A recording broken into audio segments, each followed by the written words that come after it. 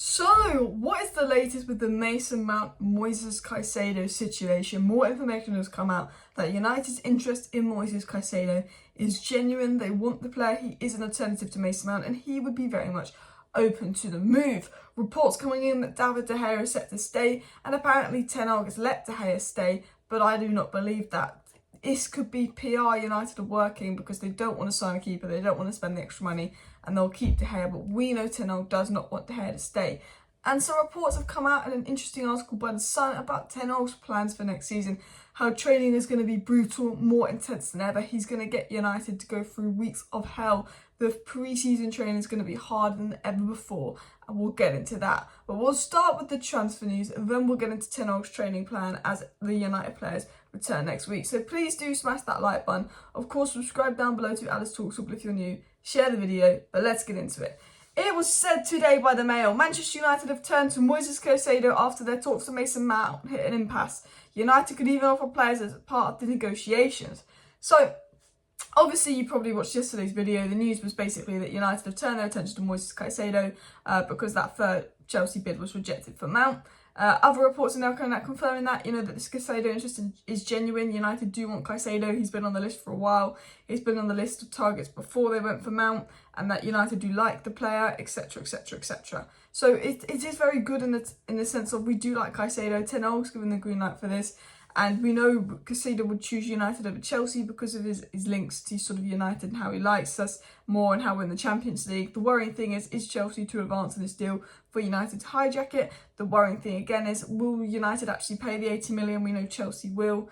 And the other worrying thing is this just us playing a game with Chelsea? Which isn't a worrying thing. I do think we should play this game with Chelsea. But what I think about this is Chelsea, the bluff going on between Chelsea and United right now is awful. There's reports coming out that Mason Mount never wanted to leave. Reports coming out that Chelsea are going to let Mason Mount go abroad and buy and are interested, etc, etc. And United are coming out saying, oh, we're going to go for Caicedo. United, what you need to do is you need to actually go talk to Caicedo and say, look, we want you, we're going to offer you this contract. Actually, because Chelsea will think, yeah, this is a bad poker game. They're all talk. This is United. They always fold in negotiations. Chelsea might not fall for this. So actually, let's go for Caicedo. Let's act as if we've got to sign Caicedo this week.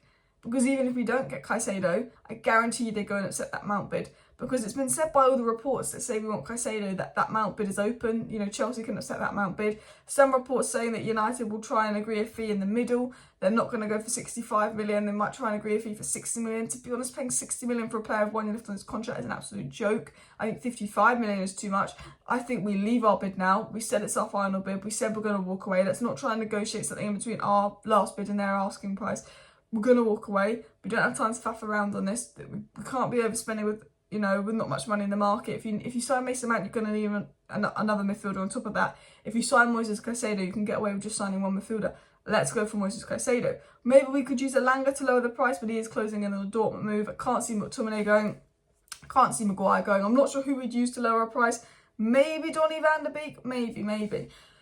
It was also said Manchester United and Chelsea remain in contract and the expectation is still that Mason Mount will leave Chelsea. A potential deal is not over, but United will not overpay. It's down to the clubs to now find a solution. It's not over yet. Chelsea offered to meet United in person. So I do think the situation with Mason Mount and Chelsea will be resolved. I do see Mount ending up going to United and Caicedo ended up going to Chelsea, unfortunately. I do think it will be resolved. I do think it's a bit of a game. I don't think United completely walked away, but United need to seriously pursue Caicedo and act like they've walked away because let's be honest, Chelsea don't want to lose him for free. He's available for free next summer.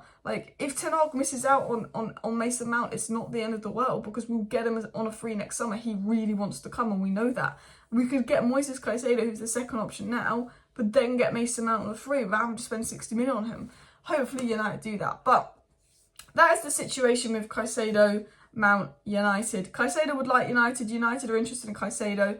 Hopefully United actually start really genuinely pursuing that and not playing the game.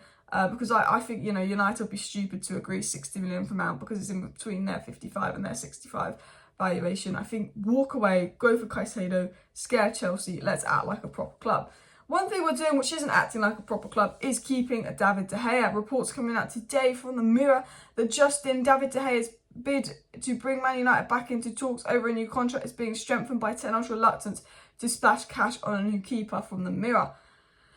Now, this is one of the good writers from the Mirror, but this is absolute BS. Absolute BS. We know from every tier 1 source, we know from every reliable journalist, the board want to keep De Gea because they're reluctant to spend on a new keeper. Ten Hag wants a new keeper. The reason it's gone from Kane to Højlund is because Ten Hag wants to keep that budget there for a new keeper. Ten Hag wants Onana. United have inquired about Onana. They've talked with Onana. Ten Hag wants David De Gea sold and he wants to bring in Andre Onana. The board, this is why the De Gea situation hasn't been resolved. Because the board are saying, no, we can't let him go on free, we can't let him go on free. There's a reason no other clubs apart from Saudi Arabia have gone in for De Gea, because he can't play the way that we want to play. He's not made for the modern game. The fact that no one's interested in signing De Gea on the free and stealing us up from him, does that not speak volumes? Does that not tell you, ooh, maybe we shouldn't be handing this guy this much money? But do you know why it'd be a disgrace if we kept De Gea? And I like De Gea, and I'm not a big De Gea hater, but do you know why it would be a disgrace if we kept De Gea? Because we know Ten Hag wants him gone. We know Ten Hag wants a new keeper. The thing that's going on with De Gea right now, and I know this for a fact, is the board, those at United, are reluctant to spend on a goalkeeper. They don't see the problem with De Gea because they don't watch football. They don't understand a modern goalkeeper. They think that De Gea should stay and that we should focus on a midfield and a centre mid, etc., etc. But Ten Hag wants Onana, he wants a goalkeeper, he wants Onana, he wants Costa. You know, we've had talks to Onana, he's spoken to Onana. Onana's agent has gone to Manchester because Ten Hag wants Onana. Do you know what I mean? But the board are like, oh, but why have we got to spend 45 million on a keeper and we got De Gea? Because the board don't understand that Onana's a keeper that plays the way Ten Hag wants to play. And the board don't understand that you need a certain type of keeper in today's game. So poor Ten Hag desperately wants a keeper. He might, you know, I think the board want to keep De Gea and give De Gea a new contract. If De Gea gets a new contract, it's an absolute disgrace because I know Ten Hag hasn't approved that. And they will come out and say Ten Hag approved this and Ten Hag approved that. But we know Ten Hag didn't approve it because we know he wants Onana. Before I get into the section talking about Ten Hag's brutal plan for next season, I just want to cover a few other little stories. Reportedly, Rabiot is confused that Man United and not many other sides have come in for him, considering he's available on a 3, and that Rabiot is close to staying at Juventus because United haven't actually expressed or shown that much interest in Rabiot. Alanga set to move to Dortmund for 10 million euros, and United considering sending Amad Diallo back on loan. But Sunderland and Leeds are linked as the loan places for Amad Diallo, 2 places in the Championship where I think he should be getting a Premier League loan. In fact, I think at the moment we might as well keep Amad Diallo because Sancho and Antony's form has been a bit iffy. But Ten Hag seems to want to give him another loan, considering Pellistri didn't get many minutes. Pellistri definitely needs a loan. I do worry that could happen to Amad Diallo. I do worry that he maybe benefit more from a loan, but I do want to see Amad Diallo utilised at United. We know that Garnacho will be used, but Amad Diallo isn't a pacey, stretch-to-play wide winger like Garnacho. It's not quite suited to Ten Hag's system, but he could be moulded into that because he played more as a central a winger, like I can't explain it, like a right-sided 8 for I was about to say Fulham, for Sunderland. But I do think I'd like Amad Diallo to come back to United, play a lot, be part of Ten Hag's system. I think there's a fantastic player there, but I do think if we give him a good Premier League loan like somewhere like Brentford, I think that would be the most beneficial move. But what are Ten Hag's plans for when they return to training? Because it's told to be tough.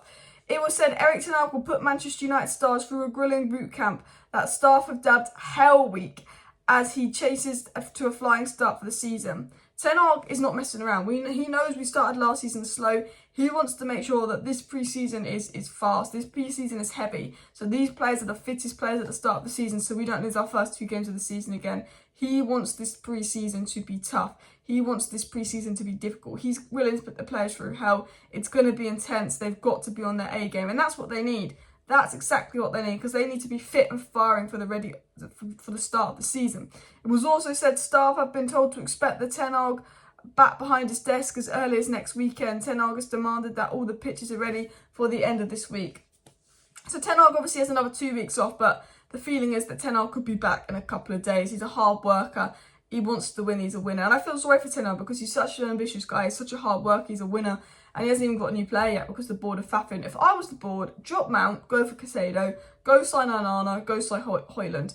Because you could get to pre-season right now if you were ambitious. You could get to pre-season right now with Onana and Højlund, which is 100 million combined, and Caicedo, which is 80 million. You could get to pre-season with Højlund, Onana, and of course Caicedo. You get 30 million for Dean Henderson, so that takes it to 150 million net spend. You get 10 million for Alanga, takes it to 140 million net spend. I reckon you get your 20 million for Fred from Fulham, Caicedo replaces Fred, 120 million net spend. That's what I would do. But I don't think United are going to do that. It was also said, it is understood Ten Hag's plans for days of double sessions, and there will even be a greater emphasis on building stamina across his squad. So Ten Hag very much planning to use pre-season as double sessions, double days, but also building stamina, making sure the players are fit, which is the right thing to do. So anyway, I feel bad for Ten Hag. He's not really got the business and the backing so far from the United board. Hopefully they sort themselves out. They start faffing on this mount deal. They go for Caicedo. Hopefully they get him the goalkeeper that he deserves. And hopefully we go sign a striker among other players. Please do smash that like button. Of course, subscribe down below if you're new. I will be back live tonight. Thank you for watching. See you next time. Bye.